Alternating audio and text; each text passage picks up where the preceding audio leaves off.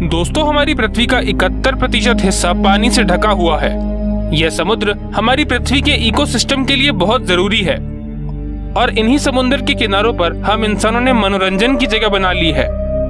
लेकिन ये शांत समुद्र जब अपने विकराल रूप में आता है तब सामने आने वाली हर चीज को नष्ट कर देता है। पृथ्वी पर मौजूद सागर और महासागर जितने गहरे हैं उतने ही मिस्टीरियस भी हैं। इन विशाल समुद्रों ने अपने अंदर न जाने कितनी ही मिस्ट्रीज दबाई हुई हैं।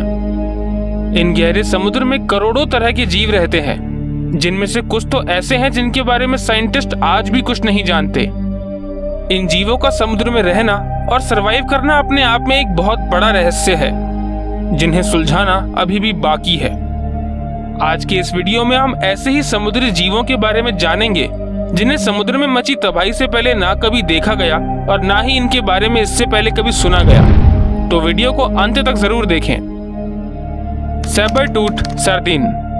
सुनामी के कुछ समय बाद एक अजीब से दिखने वाले जानवर की फोटो इंटरनेट पर वायरल हो गई।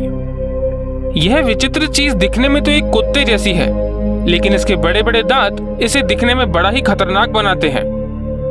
इस जीव का बाकी का शरीर किसी मछली जैसा है और उसके स्किन का कलर एक ऊंट की जैसा ब्राउन। इस तरह के किसी भी जीव को इससे पहले कभी नहीं देखा गया और ना ही यह जीव इस घटना के बाद कभी नजर आया। जिन लोगों ने इस जीव को समुद्र के किनारे पाया, उनका कहना था कि यह जीव सुनामी की लहरों से किनारे पर आ गया। Mutant fish. जापान का Fukushima nuclear power plant tsunami में सबसे ज्यादा प्रभावित हुए क्षेत्रों में से एक था। सुनामी की लहरों ने इस न्यूक्लियर पावर प्लांट को पूरी तरह से तहस नहस कर दिया, जिसकी वजह से इस पावर प्लांट में कई धमाके भी हुए और हानिकारक रेडिएशन फैलने की वजह से इस प्लांट के आसपास की जगह को खाली करवा दिया गया। लेकिन इस पूरे प्रोसेस में समुद्र के जीवों का ख्याल किसी को नहीं आया। इस घटना के कुछ दिनों बाद ही वहां के एक मछुआरे को एक अजीब सी दिखने वाली मछली मिली, जिसके मुंह में एक भी दांत नहीं था। उसका चेहरा सामान्य से काफी बड़ा था और बाकी का शरीर चेहरे के हिसाब से काफी छोटा।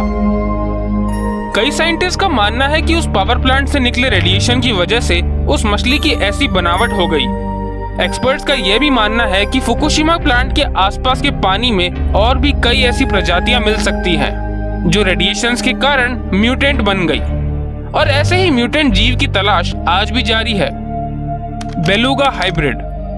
इस जीव की फोटो सुनामी के कुछ समय बाद अचानक इंटरनेट पर वायरल होने लगी।